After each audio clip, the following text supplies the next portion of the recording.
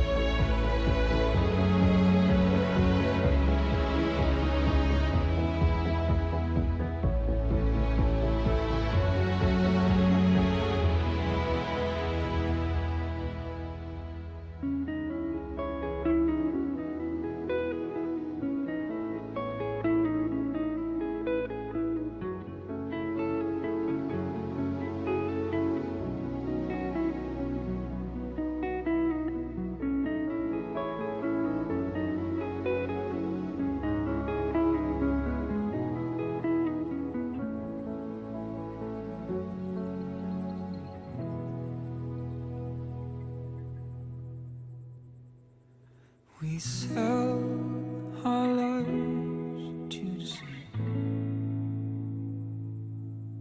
The sky lights up from the beach.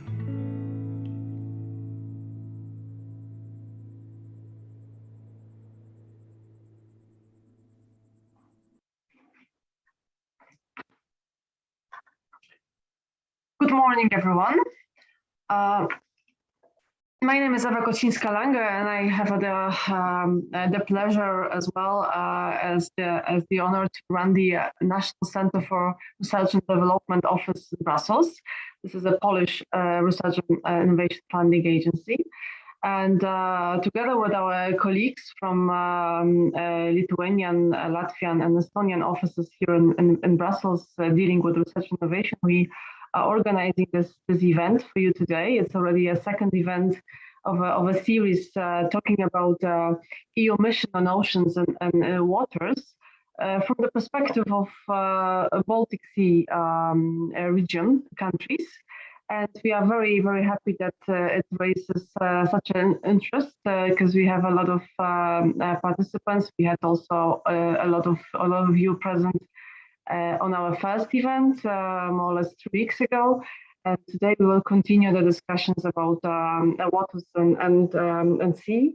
And since I'm the first one, I will just kindly ask you to keep your mics muted and cameras off, unless of course you're speaking, then it's perfectly fine. And of course, I also encourage all of you to ask questions to our speakers. You can use the chat for that. I think everybody will be very happy to answer your questions, and all the updates about the event will also be I think on the website uploaded after that, so you can come back to the website and see the slides and so on, and the recording as well. I think that was for the housekeeping, and since we have this tradition of saying few words in our own languages, I will switch to Polish now. Dzień dobry Państwu. Bardzo się cieszę, że tylu z Państwa jest wśród uczestników, że polski sektor nauki i innowacji jest obecny. Mam nadzieję, że Państwo się zainspirują tym wydarzeniem i w efekcie, że złożą Państwo wnioski do konkursów między innymi w Horyzoncie Europa, związanych oczywiście z misją dotyczącą wód i oceanów. Okay, and now I will give the floor to my colleagues. Thank you.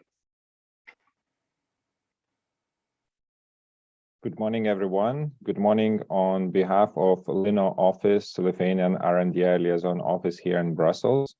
And now I will switch to Lithuanian language to greet Lithuanian participants. Labas rytas, sveikinu visus prisijungusius jau prie antro LINO biuro ir kolegų iš kitų mokslo ir inovacijų ofiso Briuselėje organizuojamo virtualaus renginio skirto vandenynų ir vandenų misijai.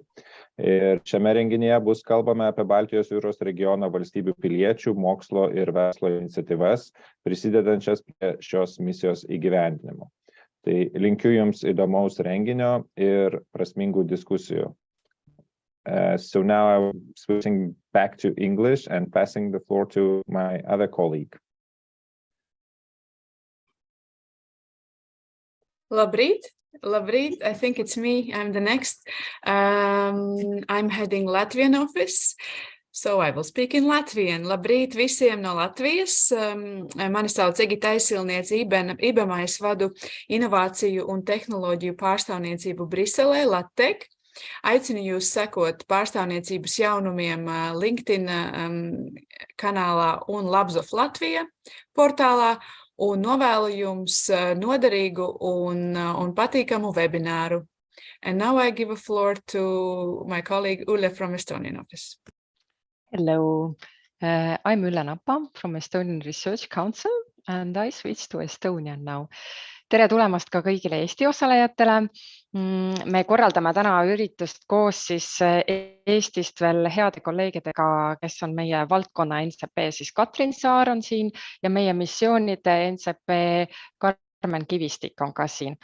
Ja kes veel ei jälgi, siis jälgige kindlasti meie välisteaduskoostöö Facebooki gruppi, kus me siis selliste ürituste kohta levitame ka rohkem infot. But I will now switch back to English. Because we have our first fabulous speaker here already arrived. So I'm very happy to introduce a very nice and knowledgeable speaker from European Commission, Claudia Pecoraro from DG Research from Healthy Planet Directorate. So without further ado, I would now give the word to Claudia. Thank you. Thank you so much. I'm really sorry not to be able to say even good morning in one of your language, but I hope that English will be fine. Thank you. Thank you for the nice welcome and also for this invitation to host this second session on mission Restore Our Ocean and Waters, which is becoming more familiar, and I really thank you for that.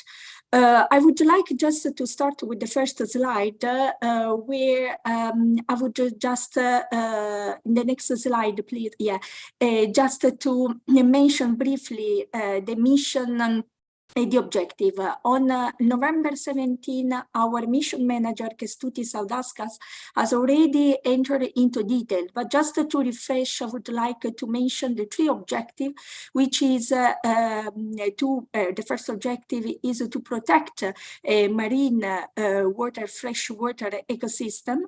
The second objective to reduce and eliminate pollution, and the third objective to make the blue economy climate neutral and circular. For the first objective, the target, first of all, these three objectives have specific targets. For instance, the first objective has as a target to protect 30% of the UC areas, or to achieve 25 kilometers of free-flowing rivers. The second objective has, for instance, as a target to eliminate pollution by 50%. And the third objective, one of the targets is to have net zero maritime emissions. These three objectives are accompanied by two enablers. One is the digital ocean water knowledge system, and building on European infrastructure air services such as Copernicus and EMODNet, we intend to further develop this digital twin of the ocean. The second one, which is more related with the topic of discussion of this session, is the public mobilization and engagement, to engage the European people at large, to help analyze the transformative change that is necessary to restore our ocean and waters. In the next slide, indeed, I highlighted a bit more this enabler, the public mobilization. The mission will act as a new tool to pilot democratic decision-making, where citizens and youth can play an important role. For instance, we will see later on the CSA, but other project linked to the mission will set up the Citizens Assembly, where the citizens can play an active role. But to promote better public understanding, the mission will support education and training activities, will also launch a regular citizen science campaign. And to create a stronger connection and engagement with the ocean and water, the mission will draw the power of art in order to connect art with the oceans. It also promotes citizens' community stewardship. And this is important just to empower key actors. In the next slide, I briefly show the different work program under the Horizon Europe, which is the research and innovation program, under which the mission calls are funded. And in the next slide, I enter into detail where I show that for 2021 work program, we had as funded projects linked to the engagement and mobilization. First of all, the Prep for Blue. The overarching objective of the Prep for Blue is to facilitate a successful phase of the mission 2022-2025, and also to develop the co-creation and co-implementation research and innovation modalities in order to achieve the mission objectives. This Prep for Blue project, which is linked to the mission, has a specific work program to roll out Europe-wide Citizens Assembly. Therefore, this means that this project will engage more citizens and youth. A second project is Flow. Flow is intended to create this democratic engagement and civic participation. It will co-create this process, a new form of cooperation with engagement of citizens and youth. This project has the participation of Germany. Otters is another funded project, is more a science project which aim to accelerate the co-creation of standard data collection, data quality, data management, to promote and scale up the successful water-related initiatives, but also to connect citizens' generated data to other funded projects. So it's more focused on citizen science. In the next slide, I highlight more particular this plastic parrot project. This project has been upscaled through the work program 2021. Initially, it was created by the trio presidency, namely Germany, Portugal, and Slovenia, that wanted to create this citizens science, where involving students and teachers to collect the data, analyze them related to plastic litter. Through this program, it became more upscaled at European level, and it evolved now more than 7 countries. As you could see, there is Lithuania, for instance. It seems that other countries intend to adhere to this project, and this really involve citizens and the youth, the first generation of youth that will go collected to rivers or to the sea, this plastic, analyze them, and therefore you can see that it's more an interdisciplinary approach, where math, for instance, but also this powerful approach will be connected. In the next slide, it's ongoing, the evaluation of the 2022 work program project. One is related to student school activities for the promotion and education of blue sustainability and protection of marine and freshwater ecosystem. It intends to increase the water literacy among children and youth, but also to ramp up the accreditation of school to the network of European Blue School. The second project is towards the European eDNA library of marine freshwater species. It aims to develop the next generation of marine monitoring programs and mapping initiatives, programs or other examples that focus on collecting and analyzing environmental DNA of marine and freshwater species. We are expecting the result of the evaluation, so very soon. In the next slide, highlight the work program 2023. This project will be further explained during the Info Day taking place on 18 January. More information will be displayed on the website of the Info Day for the mission. In particular, I highlighted these two topics, which will focus on campaign to raise, promote responsible and sustainable seafood consumption, in order to create effective media products, tools and initiatives, but also to ensure broader outreach at all levels, geographical level. And another topic, very interesting, is to enable activities linked to ocean and water, and create this connection between ocean and arts. So it will launch and implement 3 calls to select artistic creative actions. As I said, more explanation will be said during the Info Day. In the next slide, I would like to mention to you what we do at local level.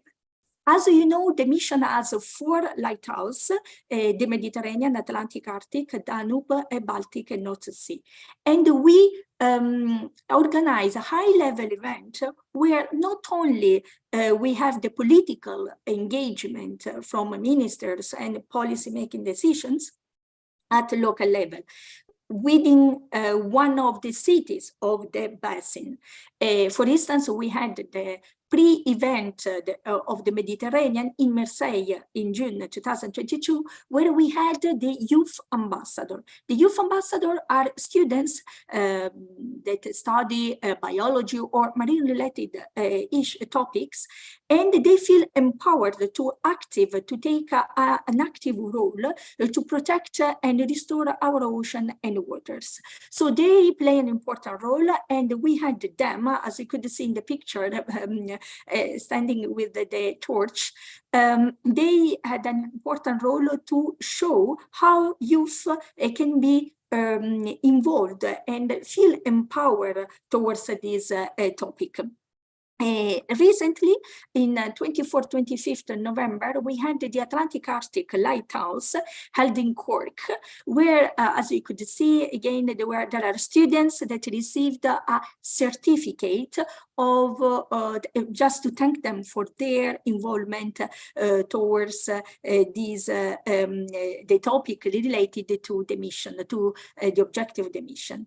And we had also, very interesting, as you could see from the picture, the participation of fishers category, where they came to explain us that they play also an important role. For instance, they were explaining a sustainable way to produce a germ. And so, as you could see, we have the working program that help to boost further this engagement, but also when we organize this high-level event, we tend to organize side citizens event, where we also include the citizens and the students. In the next slide, I will skip this slide and I will go to the next one that has been already presented by the mission manager, Kestutis Sadauskas, during the previous session. We have the charter which is meant to mobilize all stakeholders, including citizens, including youth, in order to create a critical mass. And in the next slide, I have highlighted the benefit for adhering to the charter. We had different reasons, for instance, to send a clear signal of the importance to protect our waters and our ocean, to increase the visibility of your actions, but also to become a mission actor, just to feel empowered, but also to create opportunity for networking, for exchange of best practice, to improve knowledge, to create this community of practice of key actors belonging to different categories, ports, cities, regions, and so on and so forth, in order to create this community and co-working, implement the mission together, but also, and I highlighted, to benefit from mission services and tools to empower citizens. There will be indeed services to empower more citizens, and we have seen through the funded projects, but also through the activities that have been submitted to the charter. When you submit an action to the charter, and it will be assessed, after that it will be displayed into the website, and there will be an interactive map where everybody can see where, for instance, mobilization, engagement activities take place. And in there you can see that you can create this critical mass to make the change that is really needed. In the next slide, I just remind for those who would like to adhere to the charter, the link, and of course we will remain at disposal for any questions you may have. I would like also to take any questions you may have, because at 10 a.m. I have to leave for another event where I'm going to present the mission. So please let me know if you have any questions, and I would like to take them. Otherwise, there will be my colleagues that can reply more for the work program or other Baltic activities. Thank you very much indeed. Thank you. Thank you very much. And we would tackle the questions now. I see that there are in the chat some questions, and we have pre-received as well some questions before that event. So first questions, would projects linked to R&D in water quality monitoring of the Baltic Sea fit the Baltic Sea lighthouse scope? If not, is there another call that could fit? Sorry, can you repeat the question? Yes. The question was about the Baltic Sea and Baltic Sea lighthouse scope. So would projects linked to R&D in water quality monitoring of the Baltic Sea fit the Baltic Sea lighthouse scope? And okay, there is maybe a follow-up question as well, that if not, maybe there is another call that is suitable. So for the Baltic North Sea Lighthouse, we had during the work program 2021, 22, and 23 related projects. Projects related to the CSA. We have a coordinated support action which has been funded through the 2021 work program. And the kickoff of this CSA will be held in January, if I'm not mistaken, of next year. And this lighthouse indeed has a specific a specific work program. One of these is related also to the mobilization. The one that I've presented are more related to engagement, because today the angle of this topic was the engagement mobilization. But for sure, we have other calls funded again under 2021, 22, 23 work program. For the 23 work program, I kindly invite you all to attend the Info Day, which will be held on 18 January, where we present all the calls for the missions. So I think this is a very important message as well. Yes. So 18th of January, the Info Day, which will present the calls. Yeah, also because I cannot provide more details now, otherwise it will be unfair towards other stakeholders. So I kindly invite you all to participate to the Info Day, where all detailed information will be given for all calls. So please, all the participants note that pre-book the date. So we have good morning, Claudia and colleagues. If you allow, I'm Claudia's colleague, and we have looked also at the question on the water quality monitoring in the Baltic Sea. At the moment, really the scope is on, let's say, the decarbonization and make the on the blue economy.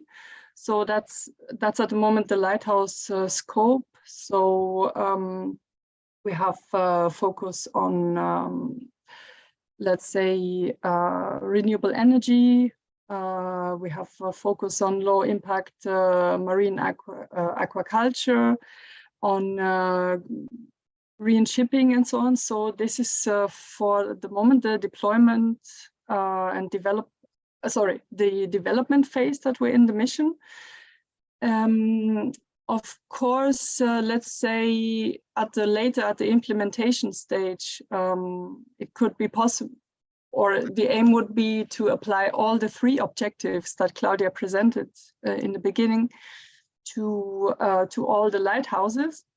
But for the moment, the scope really is on the sustainable, carbon neutral and circular blue economy in the Baltic. So it would be slightly out of scope, this topic at the moment. But just to further explain,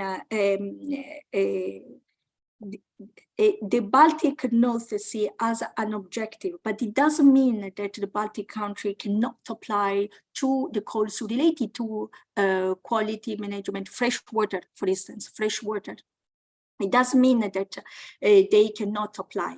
The fact that we have divided the objective and the lighthouse linked to each objective, it's just to facilitate the first scale up. But this geographical division is not, it doesn't prevent that other countries can participate to calls related to freshwater, for instance, or to,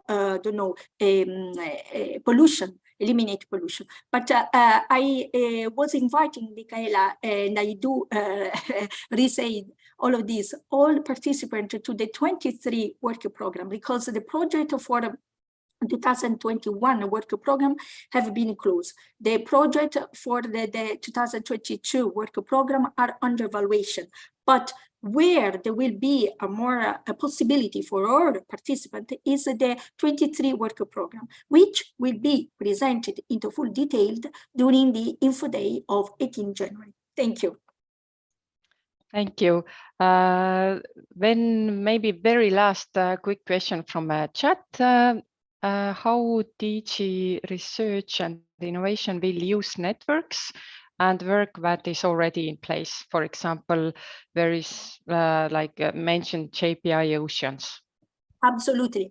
This is an important question because the mission doesn't start from the scratch. It doesn't mean that it creates a new network or new organization. On the contrary, based on existing networks, we intended to mobilize all actors. All of them needed to be involved. That's why we talk about a community of key actors.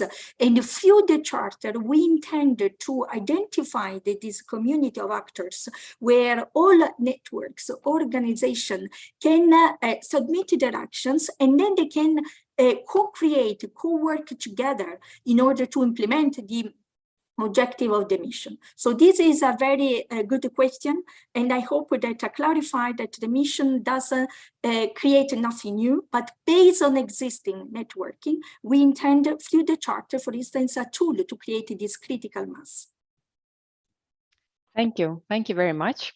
So it was our first presentation. Thank you, Claudia, once again. Thank you. Thank you. And if you have some more questions, please do not hesitate to post them as well in the chat, and maybe your colleagues can then tackle them, or we can send them to you. You can send to me, and I will reply. We'll be happy to reply into detail. Thank you so much indeed. Have a nice day. Thank you. Thank you. So let's go on. And I would give now word to my very good colleague, Brigita, who will chair the next part, and I will stay in the background sharing the presentations. Excellent. Thank you so much, Ule. So we had a view now from the Commission, from the overarching themes, but now we are bringing to you the examples from different member states, and we're going to start with Denmark because some of us has to fly today. So with no further ado, I invite Harald Hasler Schetel from University of Southern Denmark to give a presentation. And in the start, just some household message that each speaker has 7 minutes, but don't worry if you get carried away. I will remind you when the time is up, so each of us have the same time on this webinar. So Harald, the floor is yours. Thank you very much.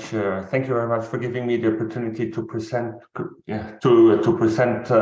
one of the many case studies that we have in Denmark, where we try to actually work in the sense of the ocean mission. So my name is Harald Hasler Schetel. I work at the University of Southern Denmark, and I want to present you today the mission Ocean Waters Restore Odense Fjord, which is actually a multi-actor bottom-up initiative with the mission statement to restore the good ecological status of a Danish fjord. Next slide, please. So here I roughly underlined those sub-objectives that this initiative actually relates to. So we relate to restoring the rivers. It's about nature restoration. It's also about reducing nutrient losses and chemical pesticides.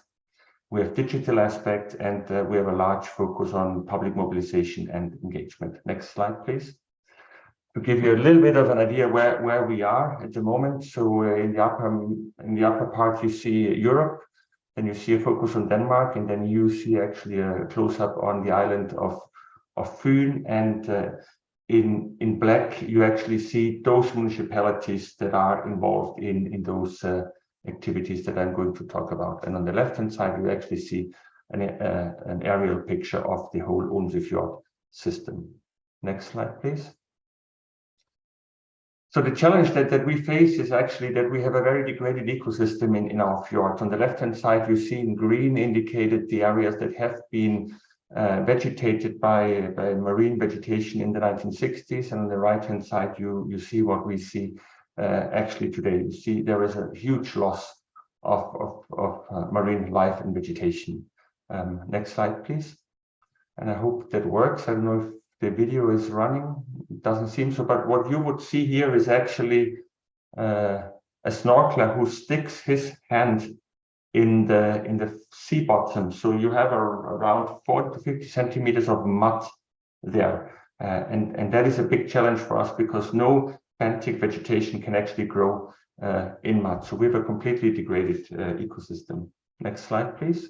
Here you see some of the reasons why the fjord system that are actually facing those degradations. So we have influence from agriculture, from wastewater cleaning plants, but also from heavy ocean usage like shipping.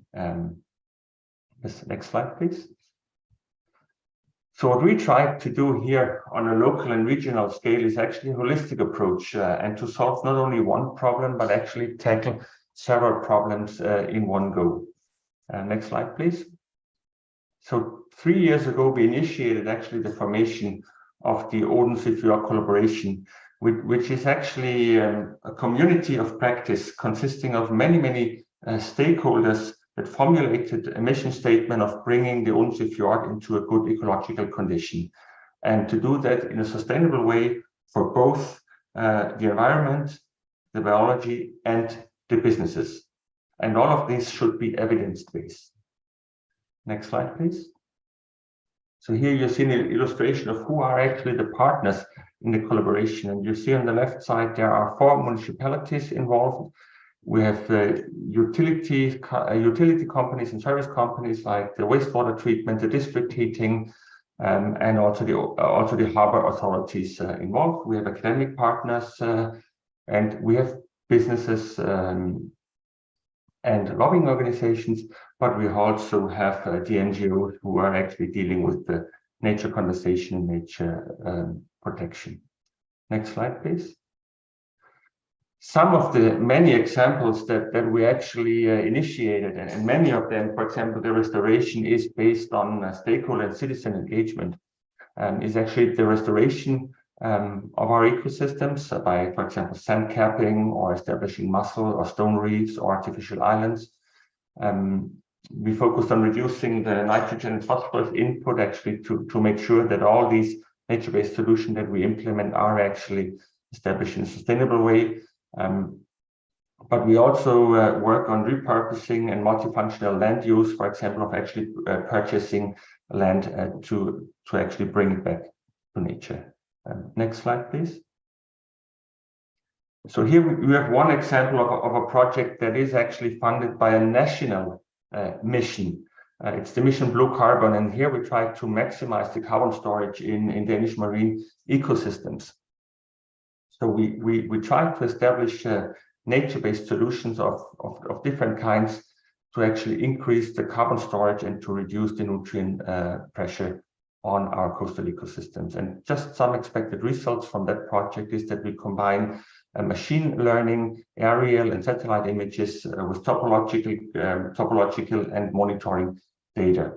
And those models that we actually get out of that should directly point us to where are the best places to place nature-based solutions to maximize carbon captures. So on the left-hand side on the slide, you actually see a model that tells you where we should actually focus on transplanting eelgrass meadows, and in blue, for example, is indicated those areas if we would sand cap, so removing the mud in the fjord.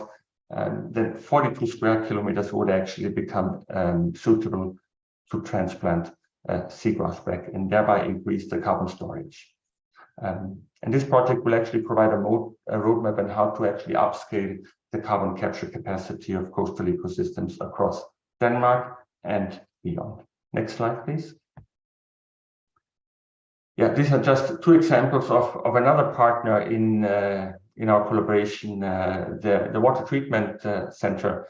They actually have 2 small projects where they actually substantially decrease the nitrogen and phosphorus loadings, but also they work on reducing the rain-related overflows. So there we have several nature-based solutions that are actually implemented in the cities or in the rivers that drain into the Odense Fjord. So we actually try to see this in a holistic way because a lot of the runoff comes from the cities around the Odensee Fjord, and we need to tackle the problem where it actually occurs and not when it's too late, when the nutrients are actually already in the ocean. Next slide, please. So this is my last slide. The things that we implement in Odensee Fjord are largely related to the things that we do in the Prep for Blue project, where we have a stakeholder engagement initiative on European scale, and in particular to the Blue Mission Banners, which is the coordination support action for the Baltic and North Sea region, where the Odensee Fjord Samarbejde is one of the citizen engagement pilot studies planned for 2040. Thank you very much for your attention. Thank you, Harald. Thank you so much. Is there any question from the audience? Because we know that Harald needs to leave soon. So please place it in the chats. And if that doesn't happen, then I give thank you so much, Harald. Then the presentations will be available on the event website as well for further use. I give a floor to Tove Holm, the Baltic Sea Challenge and Transdisciplinary Facilitator. Tove, the floor is yours. Thank you. Thank you for inviting me to this important event. So my name is Tove Holm, and I come from the city of Turku, and I represent here the Baltic Sea Challenge, which is found and coordinated by the cities of Turku and Helsinki in Finland. And next slide, please. So here on the right-hand side, you see the mayors of cities of Helsinki and Turku in 2006. And they walked by the main river of Aurajoki in the city of Turku in 2006. And then they had a concern of the state of the Baltic Sea. And they wanted to do something for it. And they saw also that of course, if they engage in healthy waters, that it will also improve the competitiveness and welfare of the cities. So then they found the Baltic Sea Challenge, and the first joint action plan of the cities was published in 2007. And at the moment we are working on the third action plan. So this is a cooperation between these two cities, and there are over 100 actions in the action plan, what we are actually doing, concrete actions in the cities. But then they also realized that it's not enough what the cities of Helsinki and Turku is doing, that it's, I mean, the sea does not have any borders. So then they realized that they want to engage as many as possible to this work. So actually from the beginning, it was also open for anyone to join this open network. And the people were challenged to join it. And from there, also the name, the Baltic Sea Challenge, comes. Next slide, please. So here you see the action plan that we are actually at the moment working for from 2019 to 2023. So this is the third one. And we are at the moment working on our fourth for 2024 onwards. And we have over 100 actions which are enhanced, and this we follow annually, how they go forward. And next slide, please. And as I mentioned, anyone can join, and also, so we have this action program, but then it's also an open network for anyone to join. So you all who are joining this webinar are most welcome to join the Baltic Sea Challenge. So when you join, you write a concrete action at the local level, what you're doing for protecting the Baltic Sea, and working for our vision, a clean, productive and shared Baltic Sea. And at the moment we have about 320 partners. The picture on the right-hand side is little old, but here you see kind of what kind of organizations have joined. It's companies, it's schools and universities, NGOs, cities, research institutions, and so on. So anyone can join it. And all these who have joined, they have written their own action plan and something that they are doing for enhancing a clean, productive and shared Baltic Sea, and which they are of course following within their own organization. And still a couple of words about the vision, a clean, productive and shared Baltic Sea. So we are working for all sustainability aspects, meaning both the environmental and the economical and the social aspects. And next slide, please. And so we work we have 4 different, I would say, focus areas. So we have this action plan within the cities. And on the left-hand side, the picture you see there is from a workshop when we worked with this action plan we are working at the moment and thinking about what actions should be included. And then we try to engage citizens in the city of Turku and Helsinki. And on the right-hand side, you see a picture from a beach cleaning event in the city of Turku some years ago. And then we work nationally and internationally. So of our network, about 2/3 are from Finland and 1/3 is from other countries around the Baltic Sea. And there you see some pictures in the middle down, you see that's a panel discussion from the Europe Forum in the city of Turku a couple of years ago. There are the member of the parliament, some of the members of the parliament from Finland discussing the Baltic Sea. And then on the right-hand side, you see a picture of an international seminar we had when we asked all our network members to join and tell examples of how they are enhancing the vision in their own work. And next slide, please. So I work in the city of Turku like this, that I usually organize an open workshop in the beginning of the year, which I call that planning the Baltic Sea events of the city of Turku. And anyone is free to join this workshop. And that's sometime between January and March. And last year it was like this, that I had it in March. And then we have 3 main events during the summer. And then, of course, some of the stakeholders are joining all the events, and some are just joining 1 or 2. But then, of course, we plan these different events during the spring. And then we have 3 different events. The first one, it's usually in May or in June. It's Declaration of the Sea Peace. And then we have in August, the Baltic Sea Day, and the Baltic Sea Day is initiated and founded by John Nurminen Foundation in Finland, and that has been organized in several countries around the Baltic Sea for some years already. And then we have a beach cleaning event in September.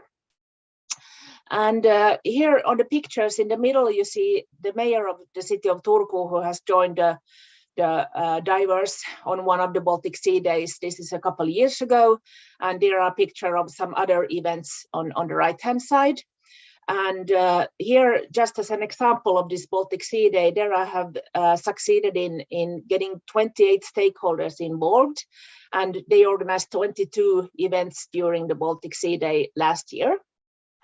And my main point here is maybe that when you succeed in engaging different stakeholders, then they communicate to their stakeholder in their way. I mean, if you're a musician or if you're an NGO or if you're a researcher, you communicate to your own stakeholders in your own way.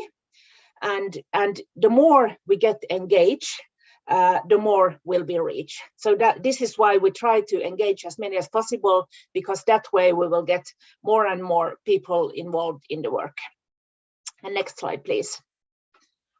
So thank you for me, and here are our social media accounts, which you can follow, and you can just contact me if you have any questions. Thank you. Thank you, Tove, very much. I think it's interesting point that you made, that if you engage stakeholders, they are able to communicate to their followers and their target group in the best language, in the best approach. I think it's very useful. Before the next speaker, I have actually a question. Why these 2 cities? Can you explain how it came up in Finland that these 2 cities got to cooperate on this? Yeah, I didn't work with this at that moment, but these both have big ports. So I think it's the main ports in Finland. So it has been a natural part to work for the sea always. So now I'm just guessing why these two cities started this, and it's of course two of the biggest cities also in Finland, and they have a big impact possibility. So. Okay, thank you so much, Tove. If there are, by the way, please place your questions in the chat, so we will have time after all speakers finish for the discussion. So if some question comes to your mind, place it in the chat so we can use it. Thank you. And then the next speaker is Tanel Ilmjärv. Yeah, thank you. Hello, Can you hear me? Yes, we hear you well. I'm Tanel from Estonian startup Vetic, and our goal is to look for new ways to use our local red seaweed. Next slide, please. So our activities are based on access to local red seaweed growing between Saaremaa and Hiiumaa. These are the two biggest islands of Estonia. There is around 150,000 tons of seaweed growing there, and we have one of the licenses for harvesting it.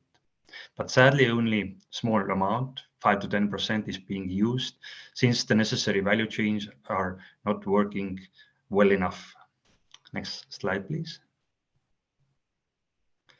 So currently, the seaweed is wild harvested by trawling, then dried, during which a lot of bioactivity is lost. Then only one product, carrageenan, is being extracted, the rest is discarded as a waste and used as a soil improver. This model works if you are using wild harvested seaweed. However, if you want to start cultivating the seaweed for many purposes, including improvement of the seas, reducing the amount of nutrients in the sea, but also to scaling up the industry, we need to start cultivating the seaweed. This means that we need to be more effectively, we need to use this type of resources more effectively, more smartly. So we have proposed a process where we want to extract more different products from the same biomass in a as sustainable way as possible. So it means pigments, biostimulants, carrageenan, proteins, and lipids. Next slide, please. So our business model is B2B. The first revenue will come from selling seaweed extracts to biostimulant producers. Biostimulants are different type of products used by farmers to improve land's fertility. They make the plants stronger and improve the nutrient efficiency of plants. However, our future revenue will be based on further purified products, including red colorant phycoerythrin that can be used in cosmetics or food applications. Also, carrageenan is a large fraction of the seaweed. Proteins and other compounds are highly interesting for us. Thank you. Next slide. So in order to do that, we need to build up this type of system. And the only logical way to do it is by applying to different type of scientific grants. Last year, we obtained one from Meranet Blue Bio Fund. The name is TACO-LG. And this project main aim is to develop a biorefinery concept for our seaweed. We are going to do a full characterization of the composition of the seaweed, and also are assessing the seasonal variability. We are going to perform close to pilot scale production of samples to compare them with the products already on the market. The lead partner here is Nofima, and our other scientific technology provider is Aarhus University. So we have high hopes for this project, which will go on for the next 2 years. Next slide, please. We started the company in 2017. At that time, we didn't know anything about seaweed, nor making products out of it. So the main goal has been to find best mentors, best advisors who can facilitate these kind of developments. So we have been a part of different grant proposals, also different accelerators have been very important for us. For instance, first one was the Baltic Blue Biotechnology Alliance, with which members we are still working actively together under the Submariner network. Also, Climate Kick accelerators and Blue BioValue has been very important for us. At the moment, we just week ago, started with Blue Investor Readiness Assistance in order to become or moving towards becoming investor ready, because at the moment we haven't taken any equity investors in. And yes, we are constantly applying to different new projects. For instance, the Horizon projects. We have last year we applied for one, and this year we are applying for one also. And we are also working quite closely with Estonian researchers who have given us quite a lot of help. Next slide, please. Here is our small team. Me and Tonika have a scientific background. Harvey has a long history in seaweed harvesting and initial processing, but we have also quite a lot of different mentors from the academia and also from the industry side. So next slide. To summarize, Vetic is developing a sustainable seaweed industry in Estonia. And if you want to contribute to this, please let me know. I'm Tanel from Vetic. Thank you. Thank you, Tanel, very much. There's a question. Can you harvest Furcellaria from beach cast? Also in 60s, Furcellaria was harvested for agar. Have you considered this? Yeah, the only active direction at the moment is harvesting the seaweed, the Furcellaria, for making the Furcellaran, the carrageenan. However, this is only one product. And yes, the beach cast seaweed, beach cast Furcellaria can be used for making the carrageenan. However, there is a lot more that can be extracted before the carrageenan. Mm-hmm. Thank you. And as you are harvesting seaweed, in preparation of this webinar, we realized that there's not much of harvesting, or maybe there is no much of harvesting of seaweed in Baltic Sea. So how would you comment the ecosystem of harvesting of seaweed of the Baltic Sea? As far as I know, the only seaweed harvesting in the Baltic region is done by us in Estonia. So I don't know that there is any other commercially available seaweed that is being used at this time. And also, I know that there is some work already being done towards the cultivating of seaweeds. Also, some work has been done towards cultivating Furcellaria in seas or in tanks. But the biggest problem is about the price. How much does it cost, and whether this biomass can be economically viably used further. So this is the main question about the seaweed industry in Estonia at the moment. Okay, thank you, Tanel. So now the floor goes to Kitty ja Paula Melmbarde from Seaweed Packaging. Hello, everyone. Thank you for inviting me today. I am Paula. I'm team leader of Seaweed Packaging, and I'm here to actually introduce all of you of how thinking globally we can act locally. So next, please. So we all know that life on Earth depends on healthy hydrosphere. Pollution-free waters are critical for the health of both citizens and the planet. But Europe's waters are being degraded due to human activities, and man-made changes are putting our water at serious risk, leading to biodiversity loss, extreme weather, and pollution. And pollution is affecting the water system mainly in the form of plastic packaging and microplastics, which do not decompose, instead breaking down into even smaller pieces known as microplastics that actually now are being found even in humans. So the conclusion is we and our natural habitat is choking on plastic, and we need to do something about that. Next, please.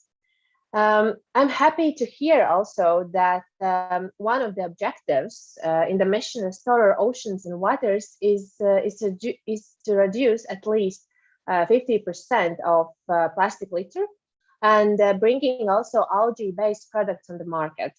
However, I believe that action is needed from all parties involved. Next, please. While studying biotechnology and bioengineering, I realized that seaweed is actually a local gold. And with this, we can solve many problems, including plastic pollution in the sea. The European Union has its own mission, and so do I, to eliminate and prevent plastic packaging pollution entering our sea by creating a natural and effective alternative material using seaweed. Next, please. So our vision is to develop next generation packaging material, which would be all natural, biodegradable, compostable, and flexible plastic-like film using renewable raw material, seaweed. Next, please. So what makes seaweed so ideal for packaging? So seaweed absorbs CO2 and produces oxygen. It grows 10 times faster than terrestrial plants. It does not require any drinking water or fertilizer to grow, and it can form like bioplastic, which after discarded can act as also as a soil fertilizer without leaving microplastic particles behind. Next, please. Government initiatives, such as decision to minimize the overall consumption of single-use plastic products, has led to the growing demand for bioplastics worldwide.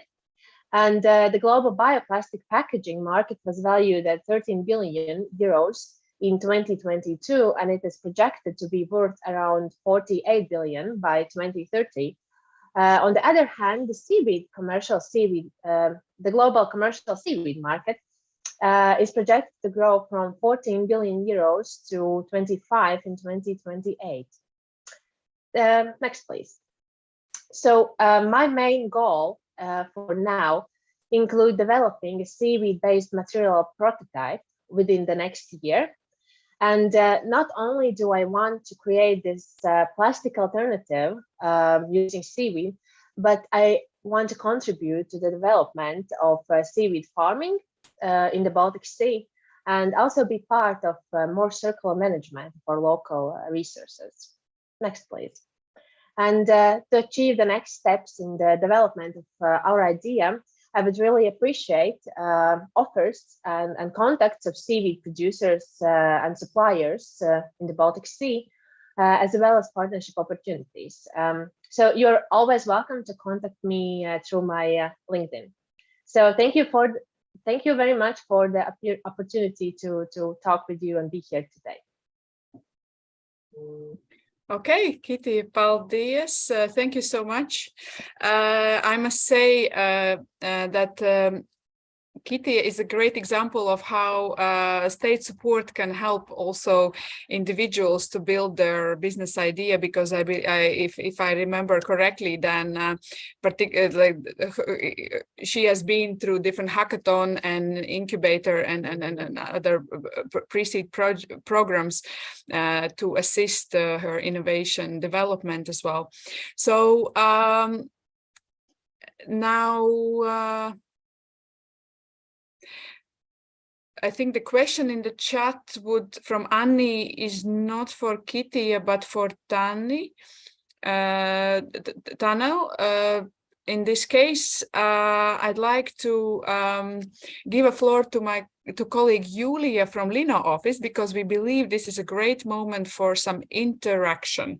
So be ready to click buttons on your computers, and floor is yours, Julia. We don't hear you. Can you hear now? Yes.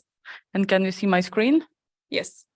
Okay, so everyone can now scan this QR code, or just go to slido.com and then by the hashtag write EU mission Baltic Sea, and then you comes to the question. So we prepared for you 2 questions, so it's like a small interactive break between the speakers.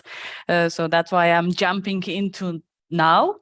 And thank you, Egita, for the word. So let's ask you one question, which we'd like to start. So what do you think? What kind of association comes to your mind when you hear the word EU mission for ocean? for ocean and waters. What do you think then? What comes to your mind?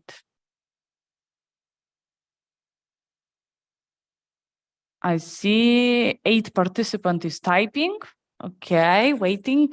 EU Commission. Okay, plastic, pollution, sustainability, blue, nature, sea, funding, blue circular economy, aquaculture. What else? What else? Project, sea, blue. Nice.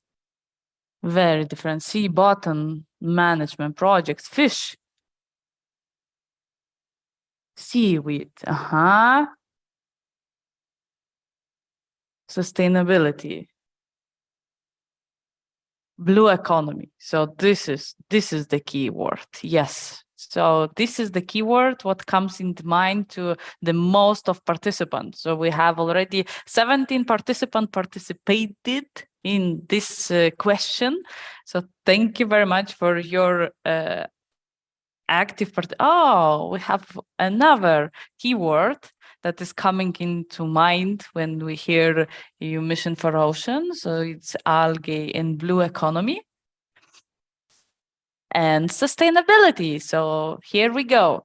These are three our keywords that are related to the EU Mission for Ocean and Waters. So, and we got 20 people participating in this, so that's perfect, perfect. We are very glad that you joined and you answered this question. And one more question, what we'd like to ask. How would you like to participate in the EU Mission for Ocean and Waters?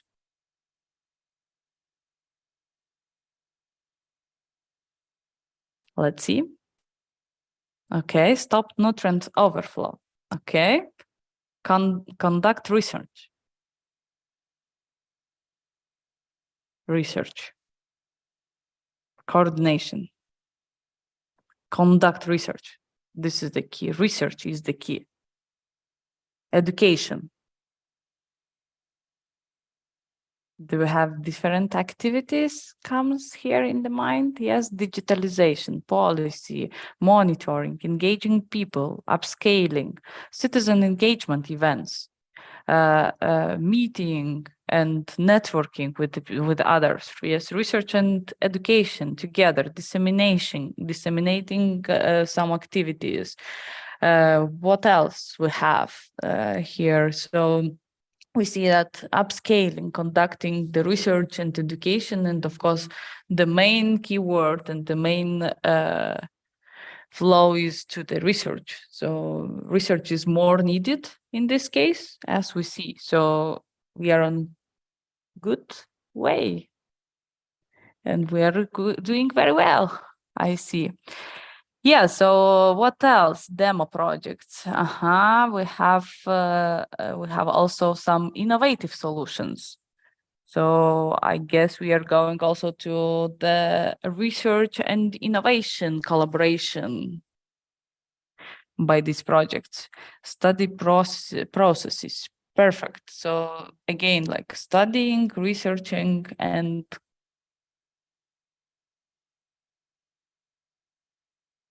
reskilling also. Invent a bicycle. Oh, someone wants to invent a bicycle. That's interesting. Yes, but it always, I was taught that not to invent the bicycle, but yes, perfect. We have people who want that. And this is the way how people would like to participate in EU Mission for Ocean and Waters. Maybe my colleague Egita wants also to add some comment on this. I think it's a great gathering of Baltic Sea. It's like a Baltic Sea pool. We are all swimming now in a Baltic Sea from different shores. And I know that we are here in the webinar also people not from Baltic Sea. So it's even a wider view to the problem that is the EU Mission for Ocean and Waters. So in that way, I think it's a great reflection, the kind of photo shoot of today, of this moment, how we all feel. Yes. And I see results are still coming in, and I think it's a great kind of, as we are not in the same room in that sense, we are in the same place with this Slido image and the picture, how we all feel together.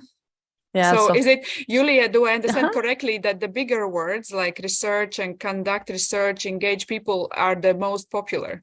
Yes, that's true. That's as bigger as it becomes, that means that more people wrote this keyword. So that's why it's getting bigger and bigger. So if So we'll no have surprise, we have many researchers in the room. Oh yes. So this is how we engage, yes, citizens, science, and business also, right? So thank you for this short interactive break. Yes, I'm leaving now my colleague Egita with, and we will keep going with other presentations. Yes. So thank you very much. Thank you, Julia, for this. I think it was a great exercise for our minds to feel more together in the same space. So it was great. And I know that you will send the results, I think, to all of us as a follow-up. Of course. Which is fantastic. Thank you, Julia. And now I'm happy to give a floor to Asta Augionite in the Nature Research Center of Lithuania, for her presentation. Thank you, Agita, and it's great to be a part of this meeting. I have to just change my view so I can see.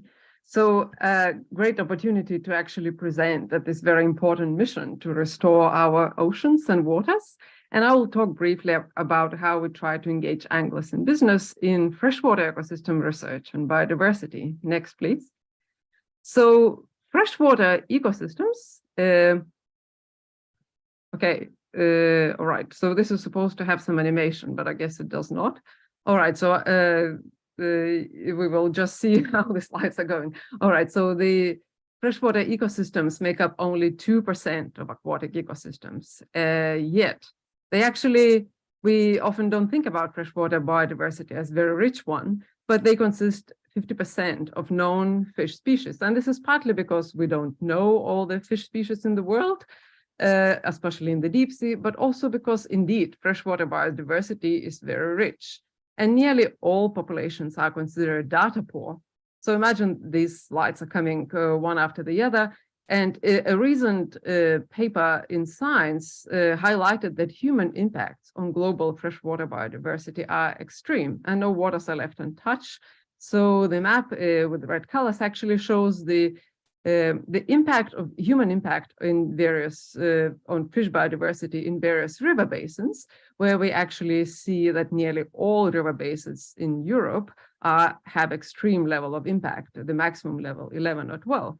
And not surprisingly, scientists are warning humanity about the freshwater biodiversity crisis, because if you look on the graph on the left, the freshwater vertebrates, for example, are some of the fastest declining species vertebrates in the world. So the next one, the way we are trying to engage that is actually to engage with recreational angling. Recreational fishing is a huge force. And we probably, a lot of us go fishing sometimes, but this force is very little studied. About 1 in 10 people, it's estimated, about 1 in 10 people in developed world go fishing at least sometimes. So there are 220 million recreational fishers, approximately estimated like that, 5 times more than commercial fishers. But we really, in Lithuania and in most European countries, we have no idea how many anglers really there are every day, where do they go, how much do they catch, and what is actually their impact. So if there are so many anglers, the impact might actually be quite large. So next one, to address that, we actually teamed up with 2 business partners in Lithuania, 2 Lithuanian business partners, because recreational fishing is extremely hard to study. It's dispersed, it's conducted over large areas, there is very little regulation generally about it. So a small group of researchers really cannot assess a recreational fishing effort. But together with the company Thrust, who intelligent unmanned autonomous vehicles, and a Lithuanian startup Deepa, which is a fish finder device, which is very popular among anglers, we have actually conducted a fairly accurate assessment and very detailed assessment of recreational fishing effort. So now, for example, in Lithuania and also in some other countries in Europe, we can say quite relatively accurately how many anglers there are and where do they fish. So I could talk for a long time about the impact and about our findings, but indeed, the impact is actually quite large. For example, in one Kaunas water reservoir, which is a popular angling destination, our estimates suggest that recreational angling can catch up to 10 times more than commercial fisheries. And I recently talked to Daniel Pauly, who is a founder of Fishbase, and they said when they do research across many other places, they also find that recreational fishing often is almost 10 times bigger impact and force compared to commercial fisheries. Yet we usually don't even account for that at all. So another study that we actually conducted in the next slide, together with these companies, we did this research and we asked the question, how did the COVID-19 lockdowns affected recreational fishing? A lot of us heard that people actually went fishing more often. What else is there to do when you can't go have any other fun? And we actually conducted this analysis across some example European countries, Denmark, Germany, Lithuania, and Czech Republic. And in these plots, you can see the relative intensity of recreational fishing before the lockdown in weekdays and weekends. In blue and red colors are weekends. There is always more fishing on weekends. And how it changes before lockdown and during the lockdown. So basically, a very broad conclusion is that fishing intensity actually doubled during the lockdown. And in many countries like Lithuania, Czech Republic, or Germany, it remained higher even at the end of 2021. So suddenly this big force that the recreational fishing is actually became even bigger. But the next slide, please. It's also not only the impact, it's also a huge opportunity because 220 million anglers means that there are 220 million pairs of eyes who actually are looking at these ecosystems, observing the fish, observing what is happening, and to be able to access and harness this power would be really great. It's also 220 million people who have some concern and interest about freshwater ecosystems and their protection. So EU mission has the goal to protect 10% of marine ecosystems, but I would also highlight that we need to protect freshwater ecosystems because in many places, we actually don't know how an unfished ecosystem looks like. There is basically no marine protected areas, there are no lake protected areas, places that are not being fished. So we created this little app in Lithuania to try and engage anglers more actively to report their catches and to report their observations and to participate in citizen science. That's not the first app. A lot of countries actually trying to do that. In fact, next week we are holding a workshop about it. And it's a huge opportunity. But of course, there are no such things as free lunch because it's a lot of work as well. Citizen science projects like that require a lot of work and sustained and continuous engagement. The 3-year project that we just finished was great, but we are just beginning to actually get angler engagement. So now there is a big question of how we are going to continue that.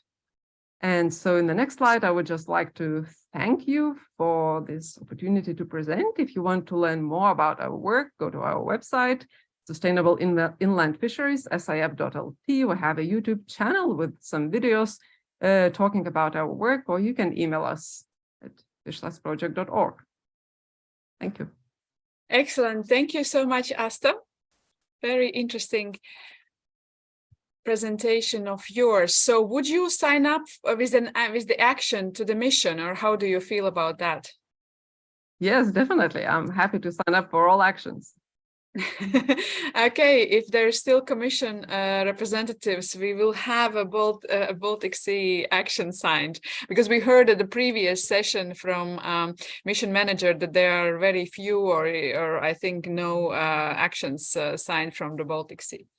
So we will all need to take some action there, and I think Asta's project really fits very well.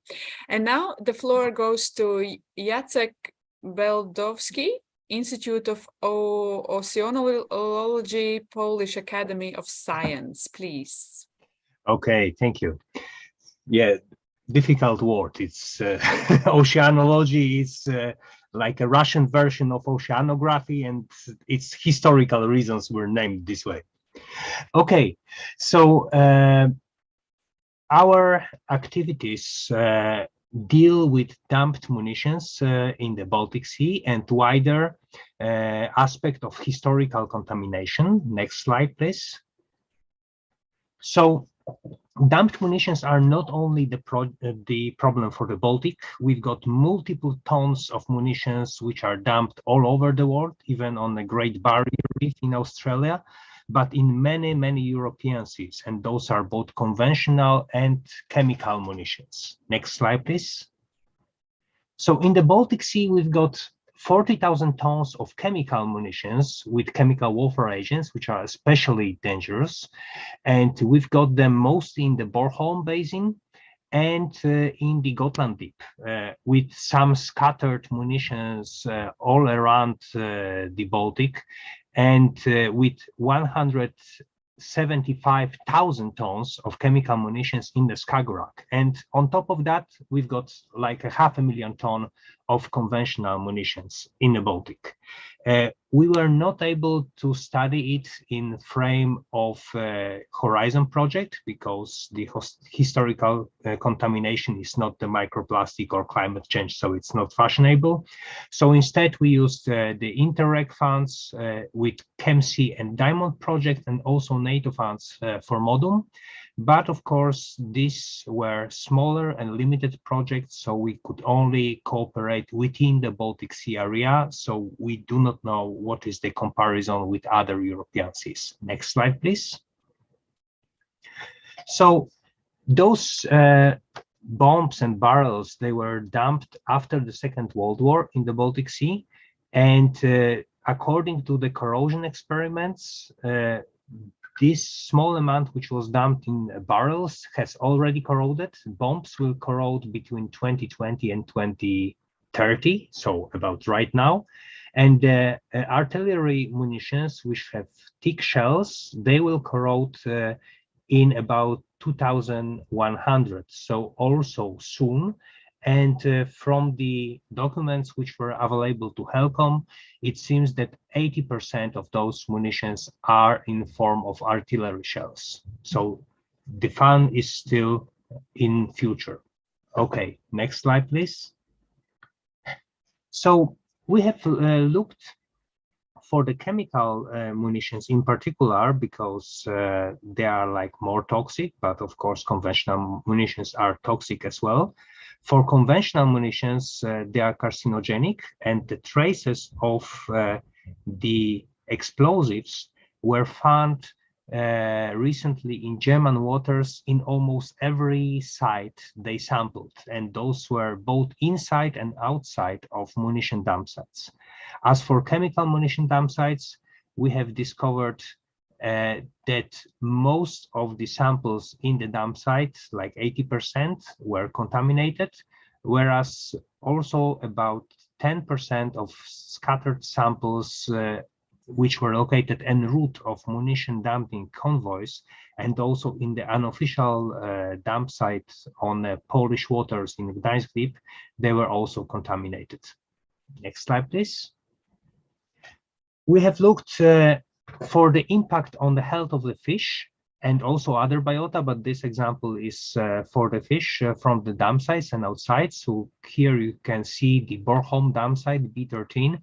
We've got the fish disease index, so non-specific, just the frequency of parasites, fish diseases, genitary malformations, and mutagenic signs, so definitely various biomarkers, and we compiled that into one index, and it was clearly higher almost in every year in the Bornholm Deep. So it seems that even though acute toxicity is not yet a problem, we've got a chronic toxicity in those sites. So next, please.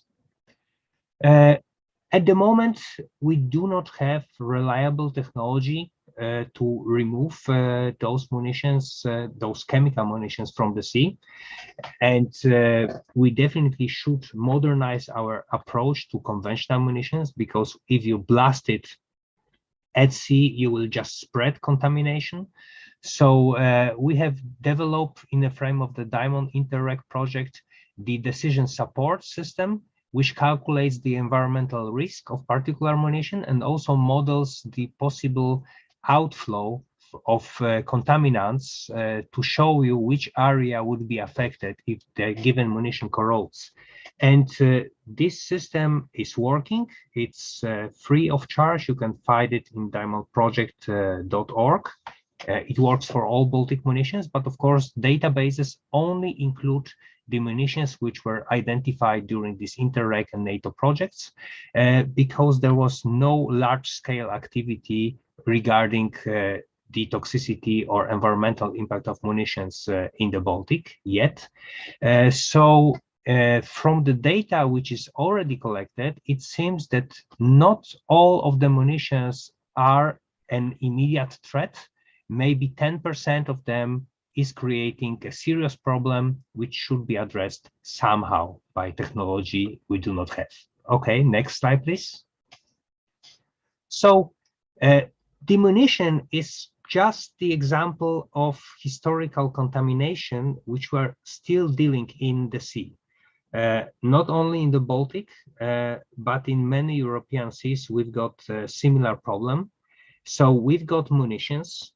We need technology, we need remediation plans, but we also need more and more data. We've got wrecks, and we need better tools to examine wrecks and to perform their cleanup if they contain oil, for example. We've got also polluted sediments, because all this pollution in 60s and 70s, which were introduced to the Baltic Sea, it's still there. It's still in the sediments, and it was not covered by new sediments because sedimentation rate is just 2 millimeters per year. So it's like below 5 to 10 centimeters of mud, you've got these contaminated sediments, and the biogeochemistry, which can lead to emission of these contaminants, will be seriously affected by climate change. So we do not know what processes will be in new reality after climate change and how it will affect the re-emission. And of course, we've got the land outflow, because we've got contaminated deposits also on land. So when you've got increased erosion of the seashore, and when you've got more frequent floods, you've got delivery of old contaminants to the Baltic. And regardless that we have seriously cut recent emissions of pollutants, these old emissions are still in the environment. For example, when there was a big flood on Vistula River in 2010, in 1 month, the annual load of mercury was transported to the Gdańsk Bay. So it was like 1/2 ton of mercury from old deposits. So next slide, please. So I would like to thank you for your attention and just show you that we are trying our best to deal with this historic contamination, but there is very little interest in the rest of Europe. And if there is only the interest in the Baltic Sea, we cannot extrapolate our results. And we are creating a good potential, but limited. Thank you. Thank you, Jacek. I think the point is really heard. You have long-term thinking. You show that, and you want to engage also experts from other parts of Europe to deal with Baltic Sea problems. So definitely. That's very well heard. Thank you so much. Now the floor goes to Peter Gronvold, Federal Ministry of Education and Research. Yes, good morning. I hope you can hear me. Yes, we hear you and see you. That's fine. I think I can still say good morning. I work for the Federal Ministry of Education and Research in Germany, not situated at the Baltic Sea coastline and not situated in Berlin, but in Bonn at the Rhine River. So nevertheless, we deal a lot concerning the Baltic Sea and have a lot of research approaches helping to invest and to promote research on Baltic Sea questions. Today I would like to give you only a short overview what we do concerning science, citizens and business with our research support in the ministry and which fits to the EU mission for ocean and waters. So just a few examples from Germany. So the next slide, please. So in the ministry, in the Federal Ministry of Education and Research, in German, it's Bundesministerium für Bildung und Forschung, short BMBF. We have the so-called MARE-N research, marine research program, and we fund a lot of research projects in marine, coastal, and polar research through call for proposals. The federal government finances marine research with about 400 million euros annually. And this has also to do with our extensive institutional funding. There are some well-known research institutions in Germany. I like to mention, you see them on the slide. Some of them, the most important ones, it's the GEOMAR, Center for Ocean Research, situated at the Baltic Sea in Kiel, the Alfred Wegener Institute, AVI, Center for Polar and Marine Research in Bremerhaven on the North Sea, the Helmut Zentrum Herion, it's in Geesthacht, close to Hamburg, the Leibniz Center for Tropical Marine Research. This has less to do with the Baltic Sea. The center is situated in Bremen, but deals with tropical research questions. And the Leibniz Institute for Baltic Sea Research. And this is more relevant for us. It's situated in Rostock at the Baltic Sea. And of course, there are a lot of universities which deal with marine research questions, mostly the German universities situated in the northern part of Germany, like in Kiel, Hamburg, Bremen, Oldenburg, or Rostock. The next slide, please. Some examples in the area of science, which are the German contributions which fit very well to the EU mission. We support the German Marine Research Alliance, the Deutsche Allianz Meeresforschung, DAM. This German Marine Research Alliance consists of the 22 leading German marine research institutes. And the programs this alliance promotes are mission or have mission-oriented approaches with inter and transdisciplinary work, and the development of concrete recommendations for action is mandatory. We have at the moment 2 missions which are promoted with an amount of more than 50 million euros. They already started last year and will continue until 2024. These 2 programs are financed by the BMBF. The first one is called Marine Carbon Sinks in Decarbonization Pathways, CDR-MARE. It investigates whether and to what extent the ocean can play a significant role in the removal and storage of CO2 from the atmosphere. And the second program inside the German Research Marine Alliance DAM is called Protection and Sustainable Use of Marine Areas, short SUSTAIN-MARE.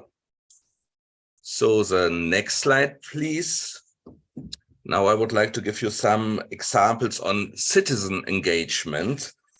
The first one refers to the plastic pirates. The plastic pirates are quite well known. It's a citizen science project funded under Horizon Europe under the mission Ocean and Waters, but it started as a German initiative in 2016, also funded by my ministry, by the BMBF. And it's a sampling campaign. The intention is to raise awareness throughout Europe for the importance of rivers as common lifelines, as well as protecting our nature.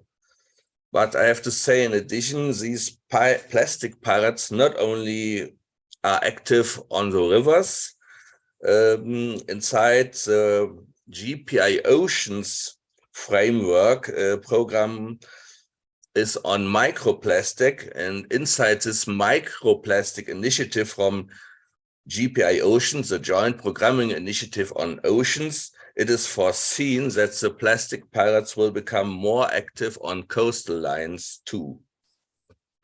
Yes, another example is on citizen science. It's called Sailing for Oxygen. It's developed under the G7 science, citizen science. It's let's say a follow-up activity of the German G7 presidency this year.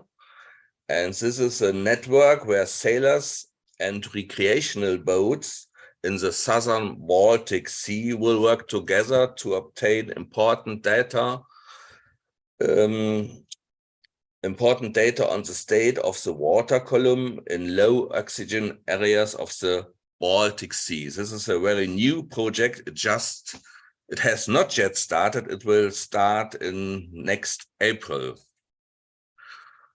So these were two examples from citizen engagements, but now I'm coming to examples from business and innovation. Therefore, the next slide, please. And these are innovation not from my ministry, but from the Federal Ministry for Economic Affairs and Climate Action. The aim of the activities in the Federal Ministry for Economic Affairs and Climate Actions are to strengthen innovation capacities of maritime industry in international competition, and to secure important jobs at the same time, and to promote, of course, climate and environmental protection. The focus is on 4 pillars with 4 different focuses on environmentally friendly maritime technologies, on maritime digitalization and smart technologies, on maritime safety and security, and maritime resources. But as I said at the beginning, these are but these are examples from the Federal Ministry of Economic Affairs. So the next slide, and the final slide already, this is another example, a regional example. I would like to mention the Ocean Technology Campus, OTC. This technology campus is located in Rostock, and it is it's a future cluster with a focus on the sustainable economic and ecological use of the oceans. The mission is to position the Ocean Technology Campus as an international center for underwater technology and the sustainable use of the oceans. This new Ocean Technology Campus at the Baltic Sea in Rostock is funded by the ministry with 15 million euros, and it's also funded, or let's say supported, by the Federal Land Mecklenburg-Vorpommern and by the Fraunhofer Associations. The Fraunhofer Institutes located in Rostock also invests in this new Ocean Technology Campus. So this was a quite concrete example what we do on the Baltic Sea. Thank you very much for your attention. That's all from my side. I'm open for questions. Thank you very much. Now, just to highlight that European Commission representative Michaela has put in a chat the link to the charter. And there will be a discussion among the speakers after the next presentation. So feel free to post questions in the chat. And thank you, Peter, for your presentation. And now the floor goes to Martin Sjöberg from Swedish Environmental Research Institute. Hello, everyone, and welcome to Kristenberg Center. I'm sitting by one of the oldest marine science stations that for the last year has been opened up as a research infrastructure or open up the facilities also for SMEs and entrepreneurs. In Sweden, our national finding instruments are more and more getting connected around the missions, and also calls out for inclusiveness and engagement of both SMEs, entrepreneurs, and citizens. To be able to mobilize and take action, you also need knowledge, where the Swedish literacy associations between different universities, like the Baltic Center, is doing a lot of activities to engage citizens, and also just not knowledge, but also to engage them for entrepreneurship. This is also supported by the regional and local innovation and business support organizations, like our incubators around Sweden.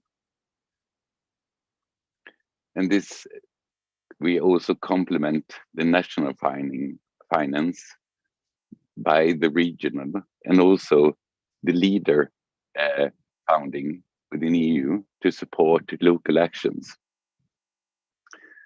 One of these great inventions that coming out from this is some young people that discovered a substrate, read about it from science, that make the cows slurp like 95% less methane gas.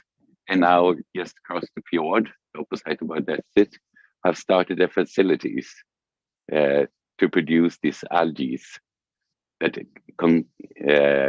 has a quite high content of this substrate that change the metabolism by cows. In Sweden, we'll also, like Estonia, have used digitalization, where the research and business clusters have engaged together with the authorities and formed a lot of citizen engagement projects,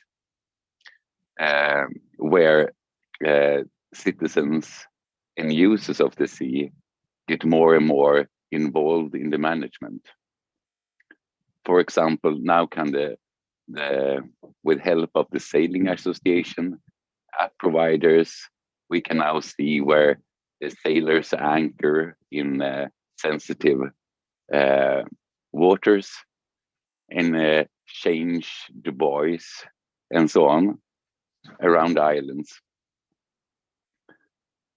So the digitalization has been quite a good way to involve the users. We also have this we are doing in one project that goes Ocean Data Factory, where also the citizens and the users of the sea help the AIs to catalog organisms, as well as reporting in observations around the coast. Within the Blue Food Center for Future Seafood, they're doing a lot of activities to change the consumers' way to use more of different kinds of seafood. And for the first time, I just heard this morning that algae will be served on the Nobel Prize dinner later tonight. So the algae are coming up more and more, even on a Nordic perspective. We are also having a lot of aquaculture allotments going on. I think it was a Danish invention for the beginning, but together with Denmark, Sweden, and Finland, we are building aquaculture allotments for people in the city to harvest their own seafood. There's one, for example, in Gothenburg. The citizens' engagement part is a big part also about the Baltic and Nordic Lighthouse, Mission Lighthouse, where we also will connect regions and local initiatives to transfer good methodologies and good examples of involving citizens and engaged citizens in the mission. So that's what's all for me.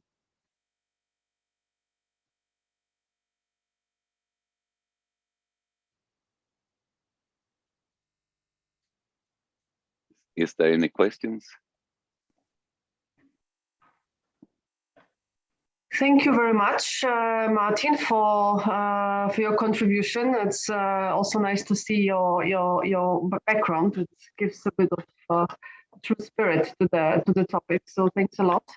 Yes, a good way of opening up the resources already there. Yeah, for others to use. Exactly. My face is probably not really visible at the moment, but I'm afraid I cannot do anything. There's surprisingly some sunshine in Brussels.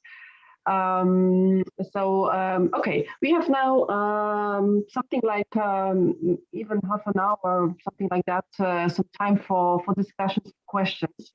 So first of all, indeed, if you have some questions, please put them in the chat, but there's also a possibility now to just take the floor and use your mics and cameras for that. And also, I'm also encouraging our speakers to interact. If you want to comment on something that was said by the other speaker, that's also perfectly fine. I have one question to basically all of you, but you don't have to all speak up, but it would be great to hear some impressions from at least some of you from different countries, since this event is especially focused on citizens engagement and a bit more like a practical approach to the mission and to the topic in general of oceans and waters. Some of you mentioned that specifically, but I was just wondering, how is it actually with your experiences a bit more in detail with regular citizens? Do you actually do some events to discuss those topics with regular people? Of course, there is also this education and training aspect, but that's a bit different. What I mean is more like to have some interaction with citizens of specific regions and to try to somehow involve them and maybe some future planning of what science should do, what research should do in order to support the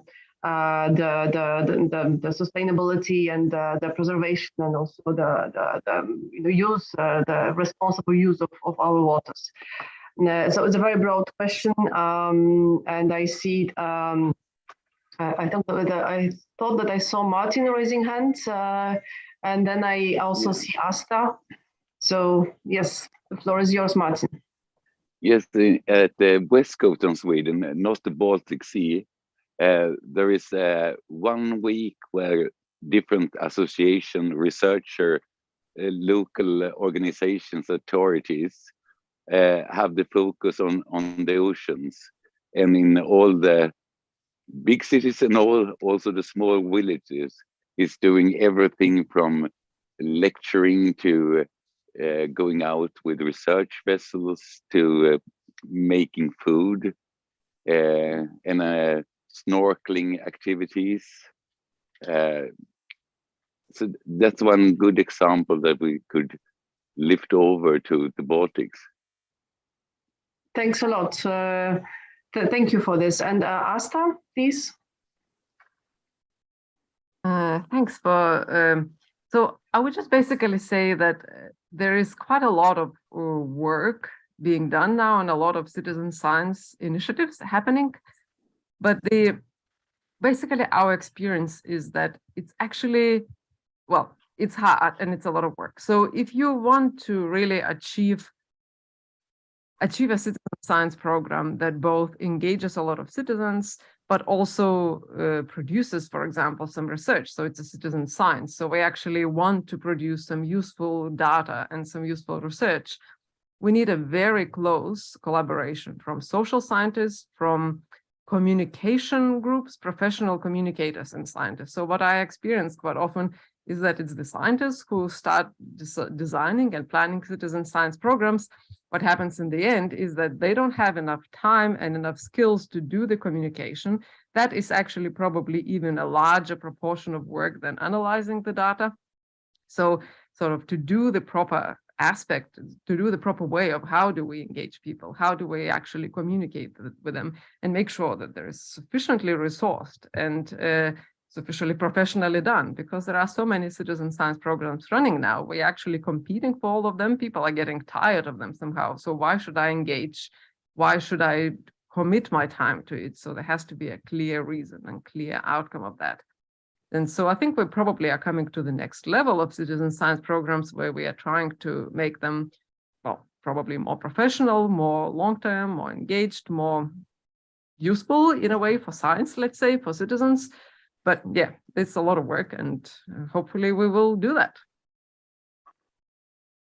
Thanks a lot. In the meantime, I see that there's also a question, or two questions actually, or one comment and a question in the chat. But before I will get there, is there anybody else who would like to intervene on this this specific issue of citizens' engagement still?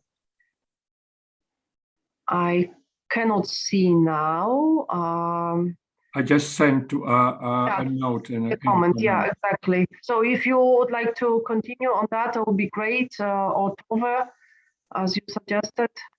Whatever, yeah, when you like. Actually, Tove from Baltic Challenge is very much involved. I just could, yeah, my name is Andris Andrušaitis. I was former involved in the bonus and bonus projects in the Baltic Sea, as many people know. And we just started between Finland, Lithuania, Latvia, and Estonia, a new project, Baltic Cities. And this is very much about the citizen engagement and creating links between cities and universities, scientists and educators in these cities, and yes.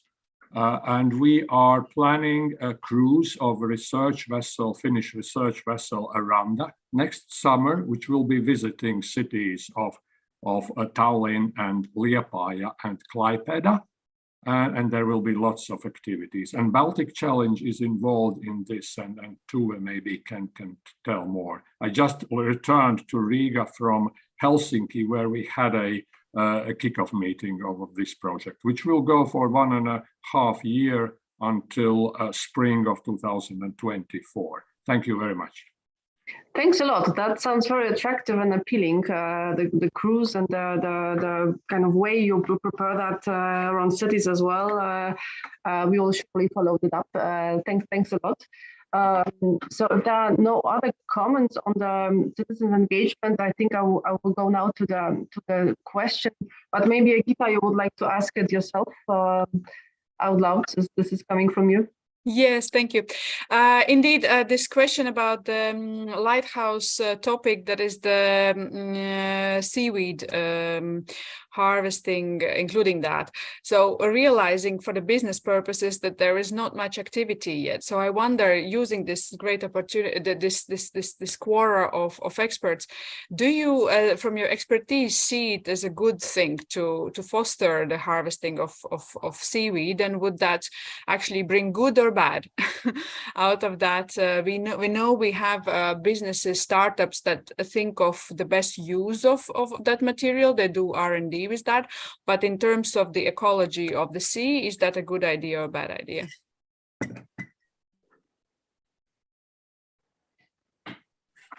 Asta, please. Right, I seem to be actively talking here. Well, so I know that there are a lot of seaweed restoration projects because, well, a lot of seaweeds are, whatever, algae and seaweeds are sort of disappearing. So people are planting them, trying to restore them back. So I believe that the companies that, like, obviously it has been presented here that it's a sustainable seaweed farming, but generally as a biologist and who works a lot in marine conservation, to me, it seems that actually we don't have enough seaweed and that we really need to have more. However, harvesting them, of course, it's a completely different, not harvesting, growing them, it's a different topic, especially if you can make use of the nutrients that should be actually used up in whatever, the excess nutrients that are produced by agriculture and whatever, fish farms and so on, other processes. So I'm sort of suspicious about the wild harvesting, but obviously I'm sure that the companies who do that will be properly regulated and do it properly. Thanks a lot. At the moment, I cannot really see questions in the chat, but again, if someone would like to take the floor, it's also perfectly fine. So just feel free to raise your electronic hand or whatever hand. Yes, I see Martinez. Yes, it's a real hand. Yeah, hello. Yeah, just to maybe respond to Egita's question about the algae. There is a huge now, I think, interest on this is in the framework of the EU for Algae, the project. You could perhaps look at their website and find that there is one running in the Baltic as well on the fostering and investigating potential of harvesting in the Baltic Sea, this macroalgae. So it is going on. I think hot topic and yeah. Thank you for this comment. Okay, so I was just wondering as well, because we are talking here as well about a lot of science and business engagement and activities around oceans and waters. And specifically, we were, listening to the European Commission colleague about the Charter for Oceans. So, from a very practical point of view, do you see kind of chances for you that does it look useful for you to be involved in that? It's of course at the stage of being created and it's under development, but Commission is very happy to see the interest. But like from a bit more practical point of view, do you really what are your expectations, and do you really think that those kind of initiatives can support the main issue, which is of course the support for oceans and waters? Is anybody from speakers would like to intervene, maybe, but not exclusively, of course?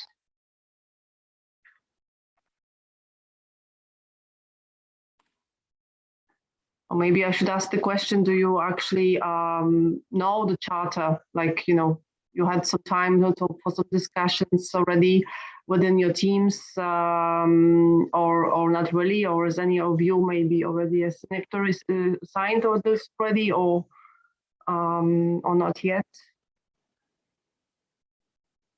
Peter, please.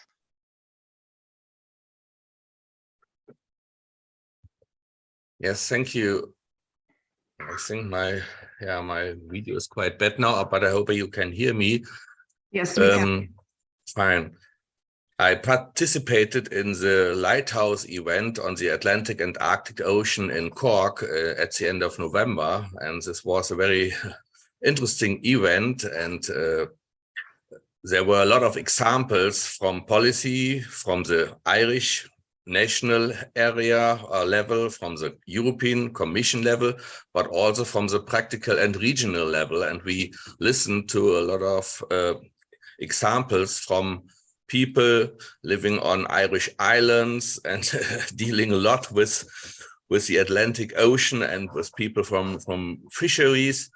And they all, of course, attending this event were aware of the mission, but they had very good practical examples how they cooperate from a local or regional point with colleagues on the national Irish level, and how they would like to support the EU mission. And I think this possibility of cooperation between science, citizens, politicians, practitioners from industry was a very good example for coming together.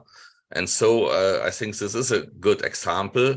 And just to advertise a little bit, we will have a Lighthouse event on the 25th and 26th April in Germany, probably in Hamburg, and this will be the, let's say, EU Mission Lighthouse event on the Baltic and North Sea. And we just started to plan this together with the European Commission, of course, and we also will have practical presentations and the combination of practitioners in maritime industry, fisheries, research, and together with politicians and different people from different European and national research institutions. Yeah, just to put it into a nutshell, I think the mission gives a good ground for cooperation on the diverse levels. Thank you. Thanks a lot. Indeed, it's a very useful information to know about this event. I think that we will have a lot of different events across Europe, of course, about the mission ocean and waters topic, or around that topic. And already, indeed, some things happened in the past, like the event at Cork you mentioned, but also was in the United Nations Ocean Conference. I think that was already in June. Indeed, there's a high-level topic and a lot of discussions going on that. Let me see if there may be still some questions, but I don't think so. So I guess a bit earlier than expected, but I think it's perfectly fine. We can now move to our definitely last but not least speaker we have with us today. Please welcome Brigita Dejus, and she's from the Riga Technical University, and she's a very knowledgeable person as it comes to mission on oceans and waters, since she is a mission board member. So advising Commission and working together with other experts on the directions of the implementation of the mission at the moment. And Brigita, the floor is yours. Good day, everyone. Labdien, labas dienas, tere. Thank you, Eva, for giving the floor. I will share my screen because I have prepared some slides from my side as well. Let's see. I hope it will work. And yes, I was asked by you to make some speech about the challenges and opportunities regarding the innovations which are around the Baltic Sea. And today we already heard really nice presentations about the actions, what's happening around the Baltic Sea, like, for example, Turku and Germany, about how they engage the society and making the awareness. Then there were nice presentations about the seaweeds and innovations, what comes from that field, like eco-friendly packaging. And then nice presentation from Lithuania regarding ecosystem research and conservation. I really enjoyed the presentation from the Poland about historical contamination. And I think it's quite well-known fact that Baltic Sea is one of the most polluted sea in the world, and actions needs to be done. And there's a huge gap where innovations could be developed. I also put here in this slide, and today we did not touch this point as so deep, but in the Baltic states are the leaders of freshwater sources per inhabitant. And I think we have to use this resource wise to find out the best way how to use this resource, and also some innovations could appear here as well. And regarding the innovations, maybe I will make my story and maybe the quote what we can take home a little bit different, because I really strongly believe that innovations cannot appear without pre-existing conditions. And if we speak really about the Baltic states, that there is challenges. And one challenges what we are really facing that they're in the Baltic states, and I think it could also apply for other countries which are around the Baltic states, that there is a shortage of specialists which are working the water supply system and also in water management. And what is very also sad, that the average age in the water management sector in the Baltic states is one of the highest among all sectors. For example, in Latvia, the average age is up to 50 years, 55 years. So if you think in long term, that after 10 years, we will really face this problem.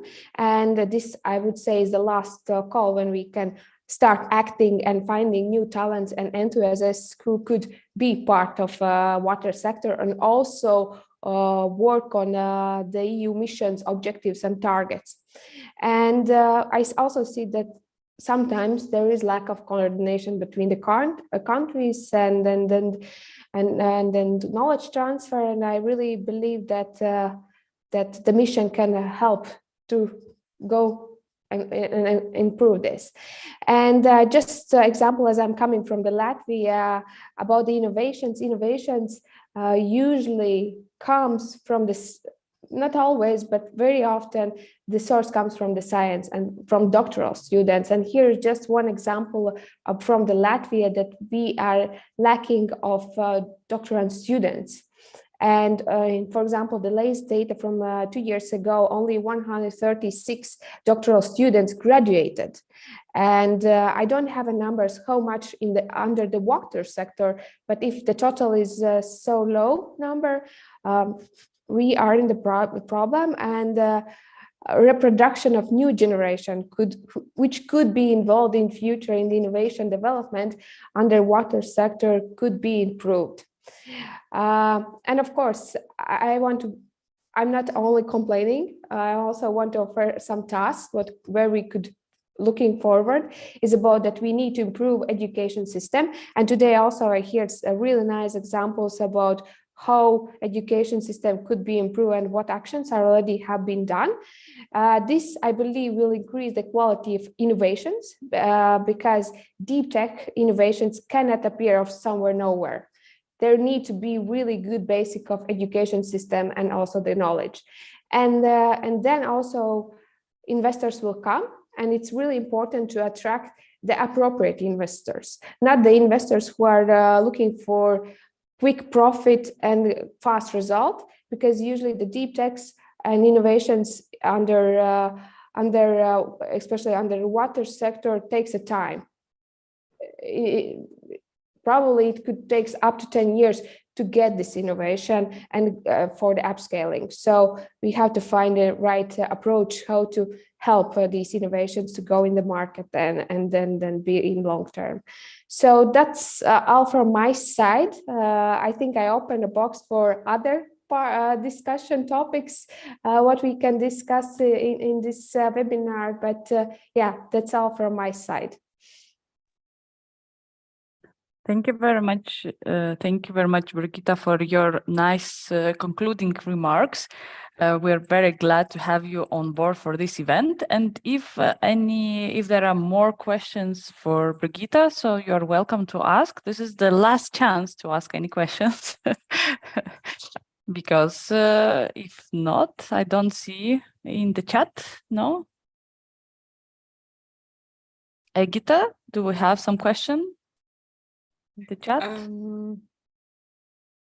Something No, going the on? chat, I think we have great ideas for the projects and references. So I really encourage to put more links of useful sources here. And as we have such a lovely audience that really is receptive to that and can participate to continue growing the consortia of Baltic Sea of different topics. Yeah, but not a question, but really I also encourage to look in the chat to save the links and to post even maybe more links to relevant events. And we'll try also to keep some links, what Egita mentioned, if you will share now, so we can keep and then we can share with all the participants when we'll be sending the presentations. And we'll be sending also the link to our recording on the YouTube. So you're always welcome to check it and to watch the event afterwards if you wanna. And if you will have, I have some there. Okay, I see some question from Andris. So the last question we can take, and then we will conclude the event. So I said that there are some about own missions. Any information about this movement? Yes, Andris, also there was some, I'll just answer. So there was some talking about these missions in each country. So we talked a little bit in the first event. And if someone from the speakers wants also to respond on this, so there is a last chance to speak on this. So we have 1-2 minutes more. I don't see the hands. So yeah, so I'll what I advise. So I advise to see our first event, also recordings we have on the YouTube. Also, if you all have questions, so you are always welcome to send us the questions, and we can ask the speakers and send them with the email for all participants. Thank you, everyone who participated in this event. Without you, this event will not be the meaningful as it was. Thank you for your contribution. Thank you for your questions, and especially special thanks also goes to our distinguished guests and speakers who was with us this morning. We are very glad to have all of you on board, and also thank you to my dearest colleagues from different countries, from Estonia, Latvia, Poland, and Lithuania, and also for some contribution from Finland and other countries as well, like Germany, Sweden. So all the countries around the Baltic Sea, we really appreciate every effort that was put to this event. Thank you very much. And we are looking forward for new events. And please follow us on social media. We are always very open for new questions and new ideas. Thank you very much. Thank you. Bye-bye. Bye-bye. Bye-bye. Goodbye.